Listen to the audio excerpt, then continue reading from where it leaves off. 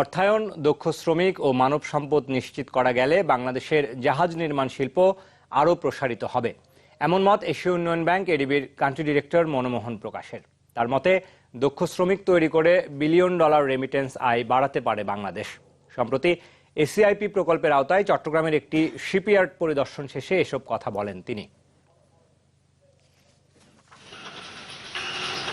দেশের অভ্যন্তরীণ চাহিদা মিটিয়ে রপ্তানিতেও সম্ভাবনার আলো জাগিয়েছে বহু পুরনো জাহাজ নির্মাণ শিল্প।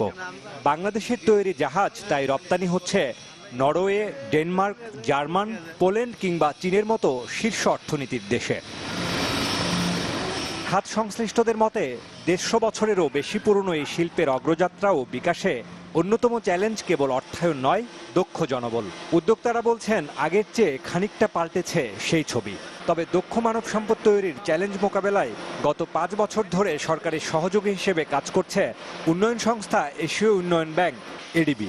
2014 সালে শুরু হওয়া এসিআইপি প্রকল্পের মাধ্যমে দক্ষ শ্রমিক তৈরিতে এরই মধ্যে সংস্থাটি অর্থায়ন করেছে $35 কোটি।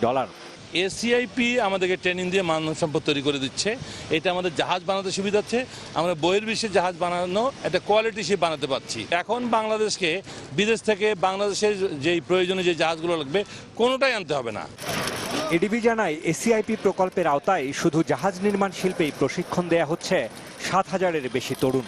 সব মিলে 2 ধাপে এরই মধ্যে জাহাজ নির্মাণ, প্রযুক্তি, চামড়া সহ 6টি খাতে প্রশিক্ষণ দেয়া হয়েছে 2.5 লাখেরও বেশি শ্রমিক, যার 70% এরই মধ্যে নানা কাজে যোগ দিয়েছেন।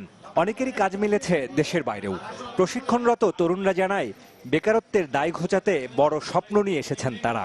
ট্রেনিংয়ের শেষে এরা একটা জব দিবে, তো আমাদেরও চিন্তা ভাবনা আছে আমাদের বেকারত্বটাও দূরীকরণ হবে, যার মাধ্যমে আমরা একটা জব পাবো। আমরা যে টুলসে কাজ করছি সেই টুলসে অনেক কিছু শিখছি। আমি এখানে হেল্পার হিসাবে ঢুকছিলাম, তারপরে কাজ শিখতে শিখতে মানে কি আমাদের ওস্তাদ থেকে কাজ শিখতে শিখতে তারপরে এখন ওয়েল্ডিং করতে থাকি।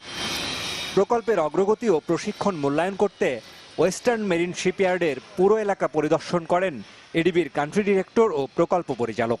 তারা বলেন, বাংলাদেশ এখন আধুনিক জাহাজ তৈরি করছে, যার অন্যতম অংশীদার এসব দক্ষ শ্রমিক। This project is very unique. Not only we have been able to train people, but we have also been able to improve their employability, get the jobs, and as we saw, they are learning some skills which can not only help them get more money, but can also help Bangladesh earn a lot of money.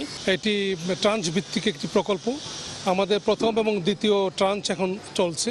তৃতীয় trans 2020 থেকে 2023 পর্যন্ত চলবে। আরও বেশি লোককে উৎপাদনশীলতা বাড়ানোর জন্য, দেশের জাতীয় উৎপাদন বাড়ানোর কাজে নিয়োজিত করার জন্য প্রশিক্ষণ প্রদান করবে। এডিবি জানায়, 2021 থেকে 2031 সাল পর্যন্ত এই প্রকল্পে আরও বেশি তহবিল অর্থায়ন করে বাংলাদেশের পাশে থাকবে সংস্থাটি।